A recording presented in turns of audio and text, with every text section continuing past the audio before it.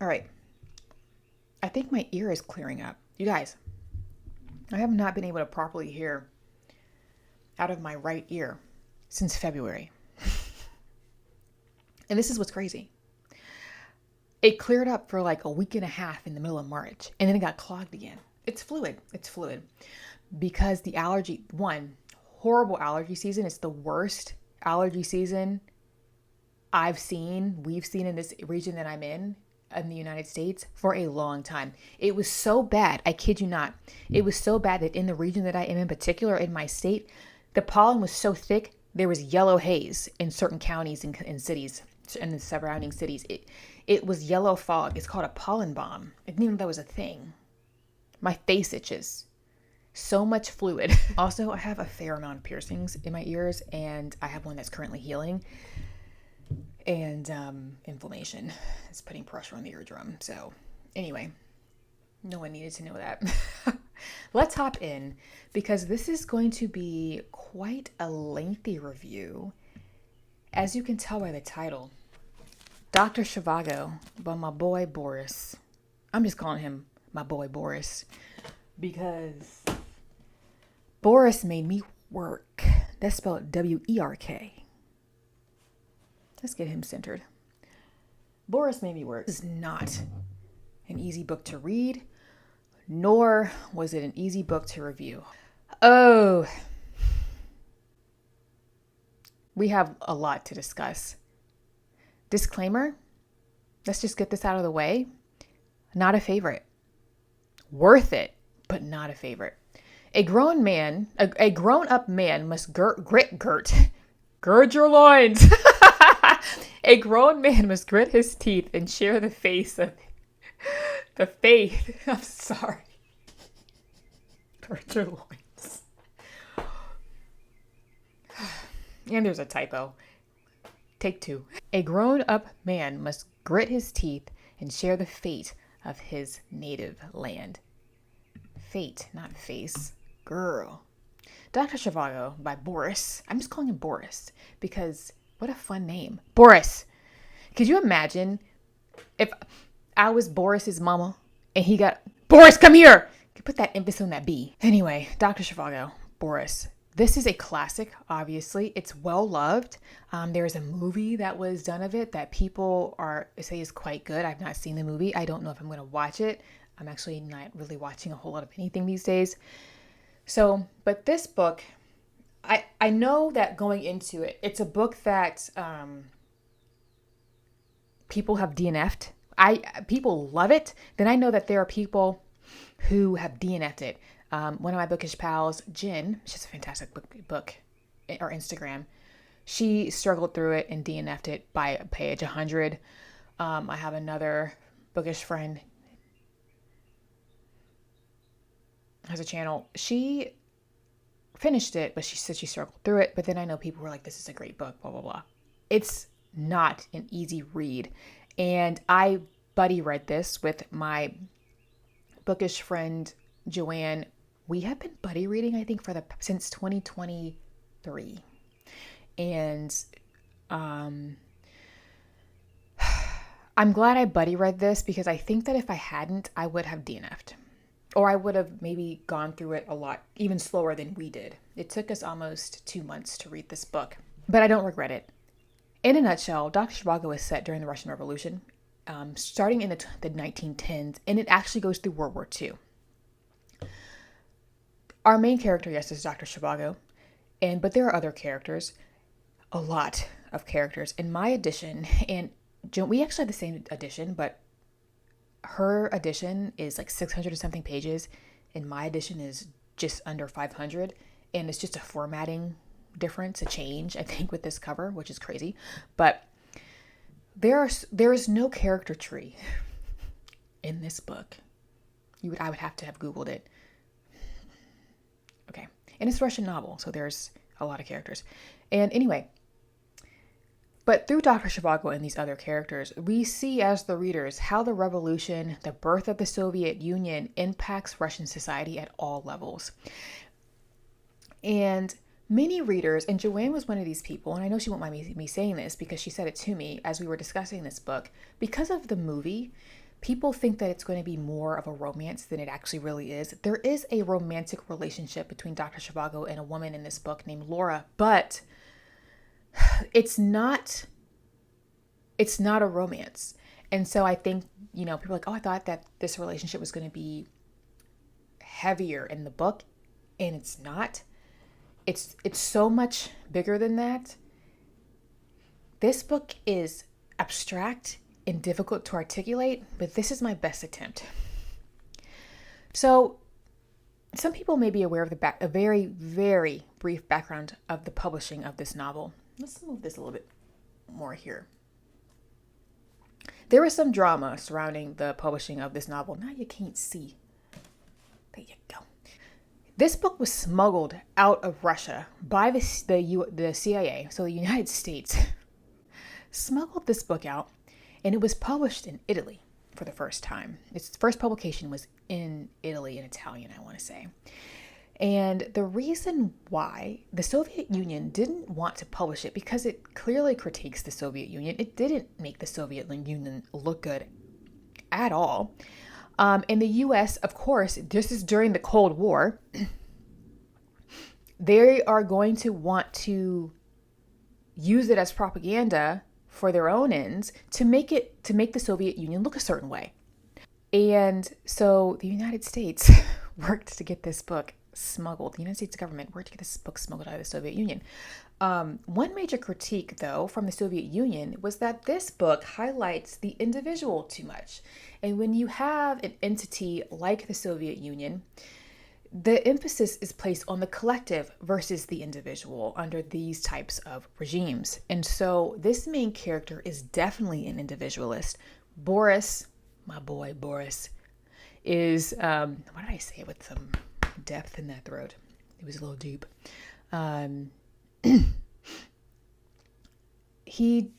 Dr. Zhivago is an individualist. He's a doctor, but he is also an artist of the written word, if you will. And I'm going to get more into artistic expression and why that's important at the end. But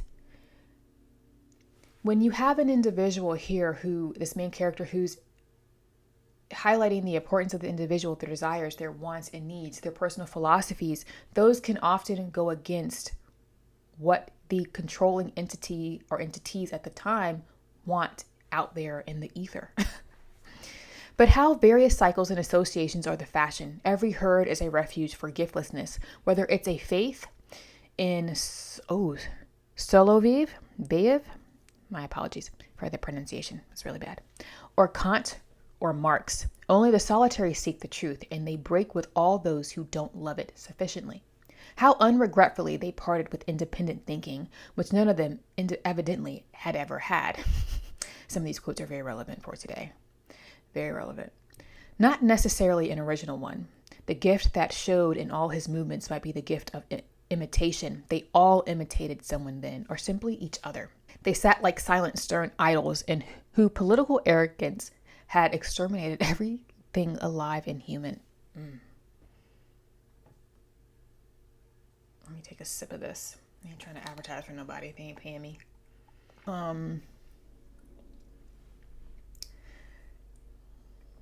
Those quotes like this, I think, are timeless. I think we want to take things like that and always apply it to what we may feel like or that we're experiencing in our own political climate, regardless of where you live in the world. It's relatable. And I think that one thing that is tempting with type quotes like this, and I can't wait to get into Animal Farm because it's the same thing. It's so easy to still want to play, yeah, because that side over there is like this. And then the other side's like, yeah, because that side like that over there is like this. And still play into this war of political thought and ideology. And we all do it. And the left is like this, but the right is like that. And so people want to say, yeah, this is what the right's doing. And then the right's like, well, this is what the left is doing. And what irritates me is that regardless of which side you lean towards, each side is very flawed. And I still think that we have to be careful not to get into this mindset of, yeah, this is describing the right. This is obviously describing the left. It really amuses me how there are people on both ends who think that their side is 100% right. One thing that Joanne and I really enjoyed about Dr. Zhivago is that it presented life under revolution and in the Soviet Union in a way that was new for us.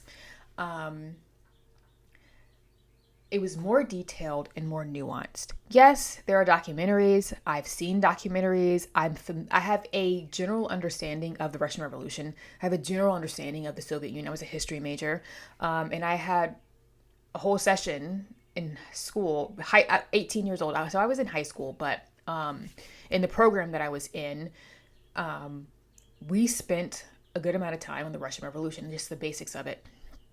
And even then, I was overwhelmed with how complex it was, and we didn't even get into the nitty-gritty.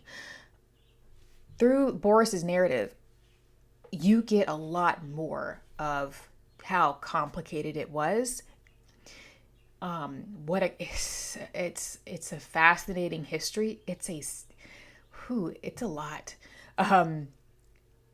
And I think that if you are a reader who's Russian, or maybe you're not Russian, but you are from a country or still live in a country that was part of the Soviet Union, this book is going to hit different. Because even if you're of a younger generation, but you had ancestors, relatives who are still alive who lived through it and have a vivid memory of the Russian Revolution and what it was like under the Soviet Union.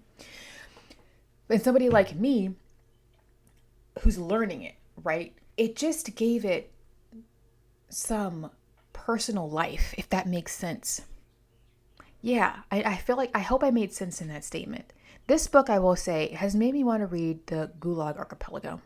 Maybe there is an abridged version. I think I will get what I need from the abridged version. I don't know if I want to go through all 3 volumes, but it does make me want to read the Gulag Archipelago, which I've kind of thought about for a while. My sister started reading it, but she said she wasn't in the headspace at the time to read it because it is heavy. But it made me want to dive into the Gulag Archipelago. At least I will say my history teacher who covered the basics of the Russian Revolution will be proud because it served me still. I had enough working knowledge to understand the generalities of what's going on. Because I have no cultural or ties to Eastern Europe, though I do have an Eastern, people don't know this, I guess I can share this. I have a grandparent who was actually half Polish, but I culturally, and I'm American, if that makes sense. Am I making sense? Yeah. This also explains why I have certain food cravings. My mom's like, that comes from your other side of the family. Okay. But all of that to say, I know I'm rambling. This book makes me want to ramble because I have a million thoughts going through my mind. Through all of that to say, this is such a complicated history. Through this narrative, you can sense this inner turmoil that Boris had for his country as a Russian. He loved his country. But just because you love your country doesn't always mean that you approve of what it's doing. And when you have a love of your country and you see it changing and crumbling, and there are horrors that are unthinkable that you're witnessing, and there are details in this book of like some of this violence, people who would just go missing. You have to feel almost like this existential crisis. You see it in Dostoevsky's work, pre-Russian Revolution, where he loves his country, but he sees things changing. As an American, I love my country, right? I really do. I can't change. You cannot change the country that you were born in. You can't choose it either. I don't think there's anything wrong with loving your country. There are always extremes to things that are unhealthy. I'm a daughter of veterans, Army and Navy. And so I am a daughter of men who have sacrificed for their country. And so, but does that mean that your country is always doing the right thing? The government, I think that's the thing. We need to separate sometimes what our government is doing from the country as a whole. But that is still a weird thing to do because your government represents your country, especially internationally. I hope I'm making sense. This, as you can tell, I struggled with this book. We're going to get into that at the end, but what it makes you think about is fantastic. Like, I have friends who are from other countries and they don't like the way that what they're seeing governments do, but they love their country, right? And we see that here. Some very sharp changes have been noticeable recently. Not long ago, there was a sacred duty to the motherland, military valor, lofty social feelings. But the war is lost. That's the main calamity. And all the rest comes from that. Everything is dethroned. Nothing is sacred. Now, everything has been given a political coloring. Mischief and hooliganism were counted as signs of the Black Hundred in term Russian areas.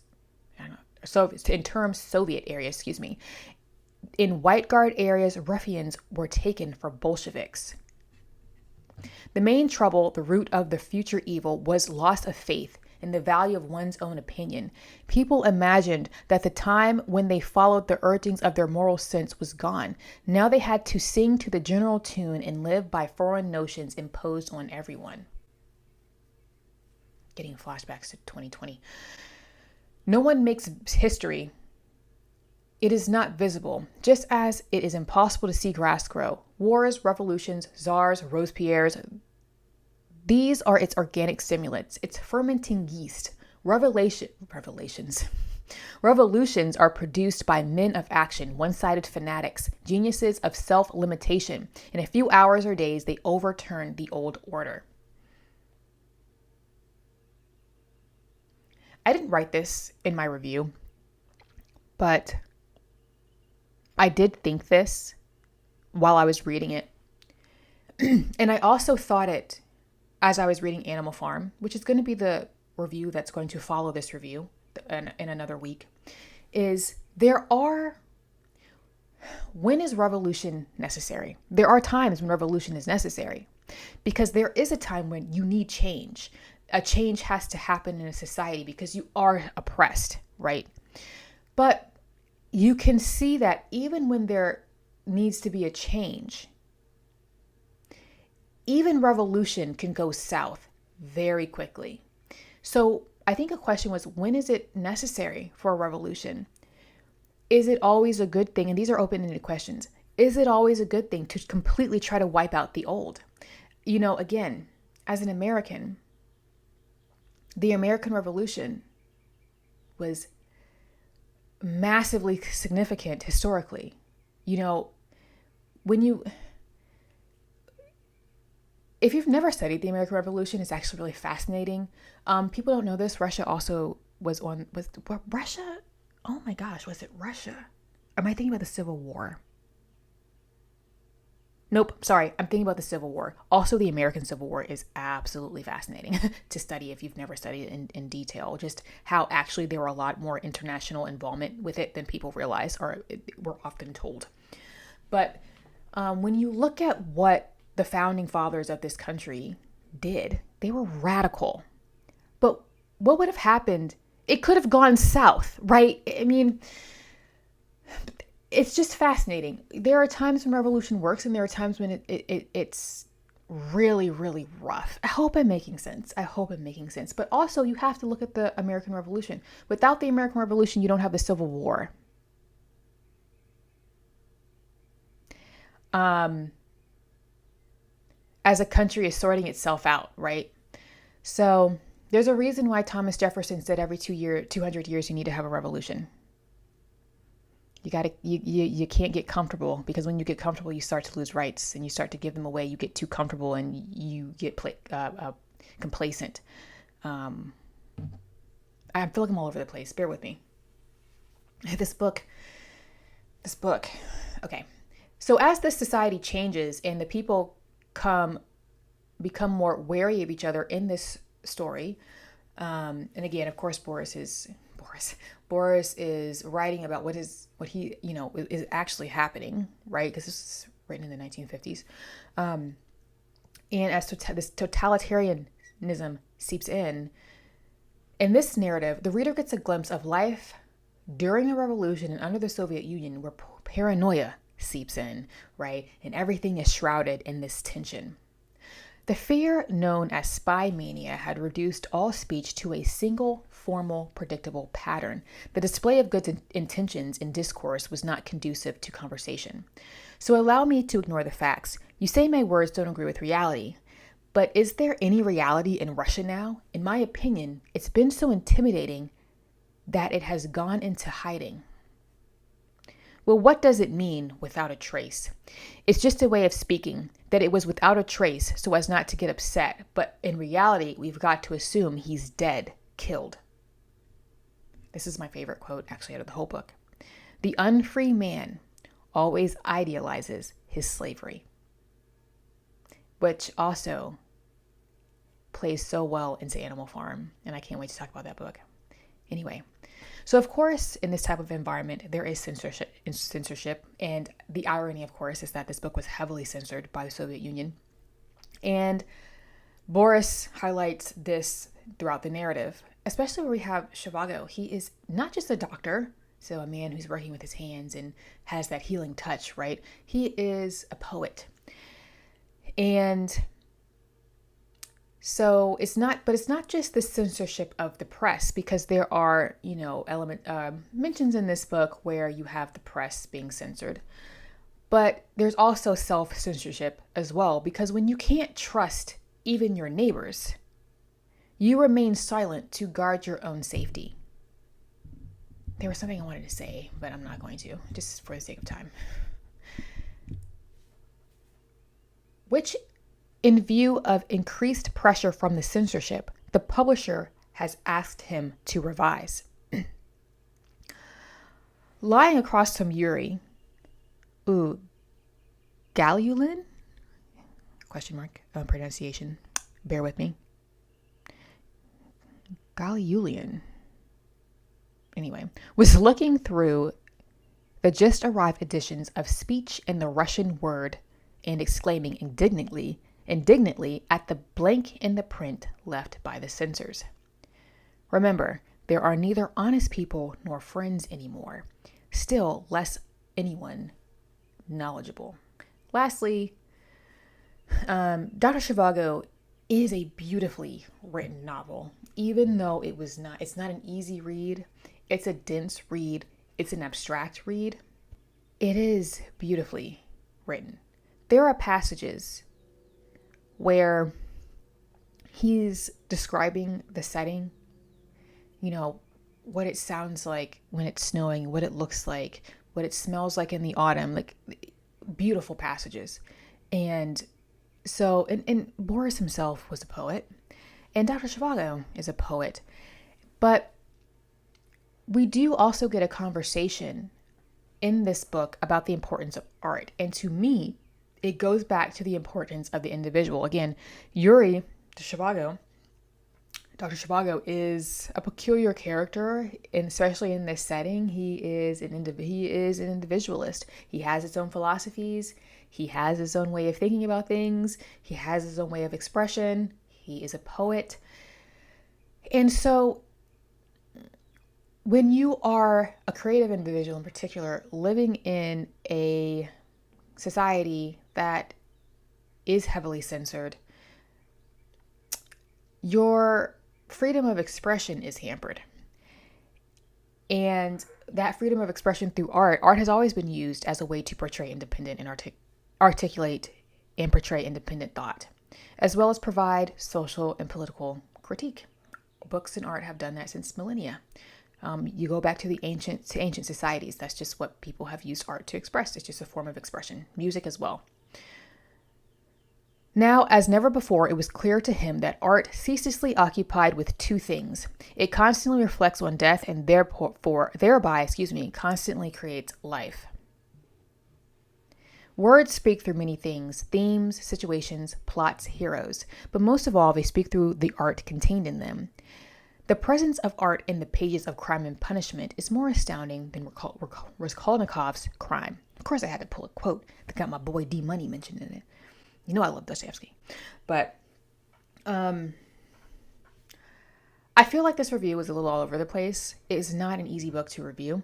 It's not an easy book to talk about. You can see that as I am going through my review, I'm kind of ad-libbing a lot of it. I'm improvising a lot of it because I'm like, well, when is revolution necessary? What about a successful, what is a successful revolution? All the things, right? It's just, this is a challenging book to read. There's a lot going on. There's a lot of characters. It's dense. There are times where both Joanne and I, as we were messaging back and forth, as we were reading through this book, we had difficulty following some of the plot. Though we understood the gist of the book, overall we understood the gist of a book, but there are times where I had difficulty following what was going on. But I understood the purpose and the gist and the purpose of the book.